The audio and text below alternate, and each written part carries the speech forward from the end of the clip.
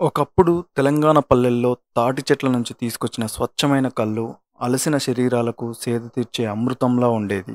దీన్ని అప్పట్లో ధన పేద తేడాలు లేకుండా అందరూ తాగి ఆరోగ్యంగా జీవించేవారు. కానీ కాలక్రమేణా ఆ స్వచ్ఛత కనుమరుగైంది. తాటి చెట్లు తగ్గిపోయాయి.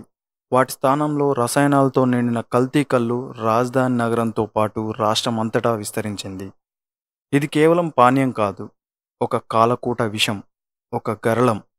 ఆనాడు అమృతం చిలికినప్పుడు శివుడు ముల్లోకాలను కాపాడడానికి గరళాన్ని గొంతులో దాచినట్లే ఈనాడు పొద్దంతా ఎండనక వాననక కాయ కష్టం చేసి ఆ నొప్పులకు ఒళ్ళంతా పచ్చి పుండైతే దాన్ని ఆదమర్చి నిద్రపోవడానికి ఒక పేదవాడు ఈ కల్తీ కల్లు అనే గరళాన్ని మింగుతున్నాడు.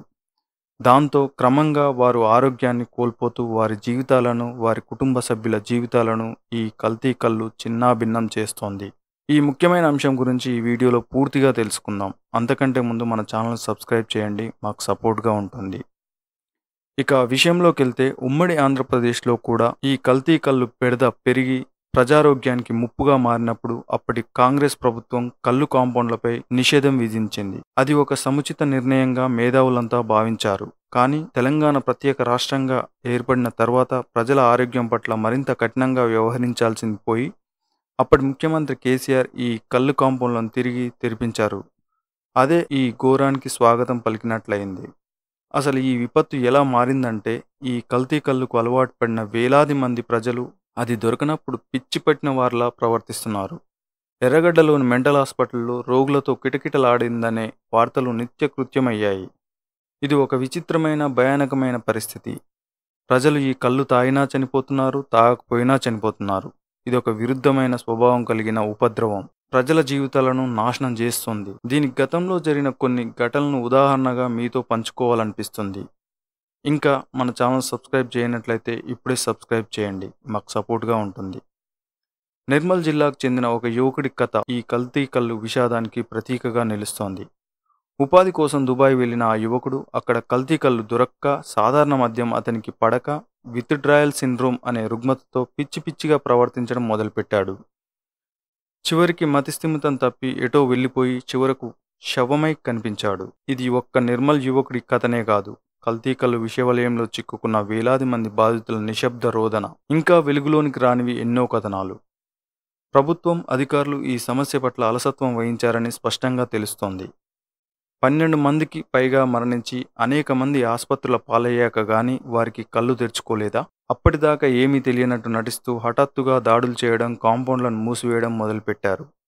కొన్నింటికి అసలు లైసెన్సులే లేవట. నిజంగా ఎక్సైజ్ శాఖకి తెలియదంటారా? వారు ఈ పాపంలో భాగస్వాములు కాదంటారా? నాయకులు తక్కువేం కాదు, తిలా పాపం తలా పిడికెడన్నట్టుగా ఈ వ్యవస్థీకృత నేరంలో అందరూ భాగస్తులే.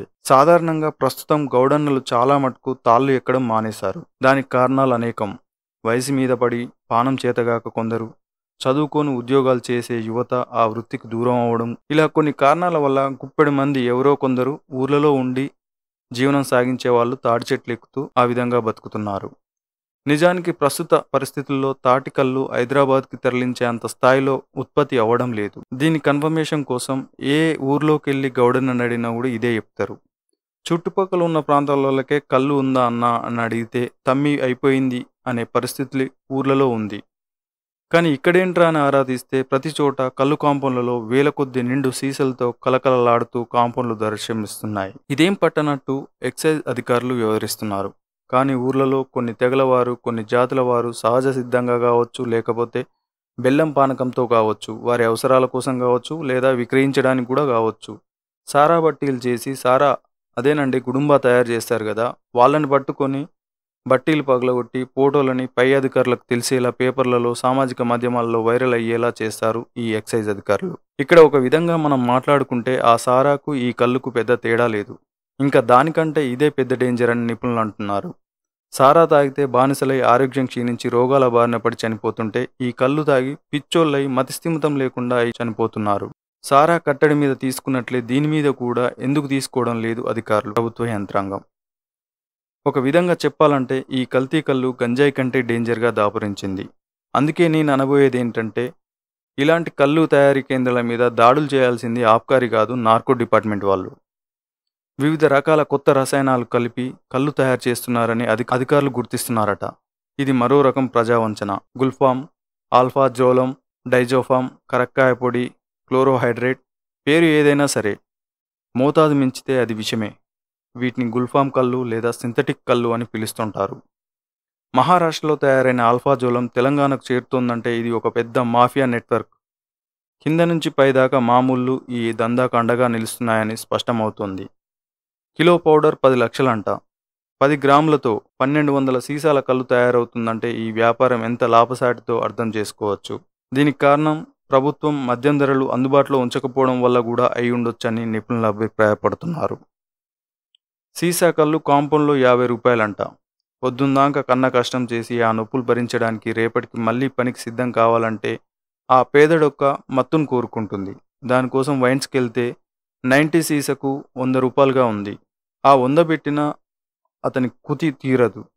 అందుకే పేద కార్మికులు ఈ కళ్ళు కాంపౌండ్లను ఆశ్రయిస్తున్నారు. దీన్నే ఆసరాగా ఆ కల్తీ కళ్ళు తయారు చేసే యాజమాన్యాలు సొమ్ము చేసుకుంటున్నాయి.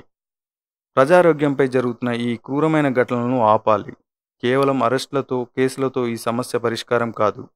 పీడీ యాక్ట్ పెడతాం అనే హెచ్చరికలు జారీ చేసి కల్తీ కళ్ళు తయారు చేయాలనే ఆలోచన వచ్చినా ఒక్కొక్కరు తోలు తీస్తాం అనే అల్టిమేటం జారీ చేయాలి. ఒకసారి కల్తీ కళ్ళుకు అలవాటు పడితే సాధారణ మద్యం వారికి ఎక్కదు. కల్తీ కళ్ళు విత్డ్రాయల్ సిండ్రోమ్ చాలా భయంకరంగా ఉంటుంది. బాధితులు పిచ్చిగా ప్రవర్తిస్తారు. ప్రాణాలు కోల్పోయే ప్రమాదం ఎక్కువగా ఉంది. రాష్ట్ర ప్రభుత్వం ఈ కళ్ళు కాంపౌండ్లను మూసివేయాలని నిర్ణయం తీసుకున్నట్లయితే అది ప్రభుత్వ ప్రతిష్టను పెంచుతుంది. కానీ ఈ నిర్ణయాన్ని జాగ్రత్తగా ఒక వ్యూహం ప్రకారం అమలు చేయాలి. బాధితుల ప్రాణాలను, ఆరోగ్యాన్ని దృష్టిలో ఉంచుకొని డీఅడిక్షన్ ప్రణాళికలతో కూడిన ఒక సమగ్ర విధాన నిర్ణయాన్ని ప్రభుత్వం ప్రకటించాలి. హఠాత్తుగా మూసివేస్తే సిటీ రోడ్లపై ఆ కళ్ళు బాధితులు రోడ్లపైకి వచ్చి సామాన్యులకు ఇబ్బంది కలిగించే అవకాశం ఉంది. కాబట్టి దశల వారీగా బాధితులకు తగిన వైద్య సహాయం అందిస్తూ వారిని ఈ విషవలయం నుంచి బయటపడేయాలి. అప్పుడే ఈ ఉపద్రవం నుంచి తెలంగాణ ప్రజలకు విముక్తి లభిస్తుంది. నేను ఈ వీడియోలో ఏమైనా అసత్యాలు మాట్లాడి ఉంటే కామెంట్ రూపంలో తెలపండి. నా వీడియోని డిలీట్ చేసుకుంటా. అన్ని సత్యాలే మాట్లాడితే మాత్రం మా ఛానల్ సబ్స్క్రైబ్ చేసి ఆదరించండి. మరిన్ని కథనాలతో మీ ముందుకు వస్తాం. జై హింద్.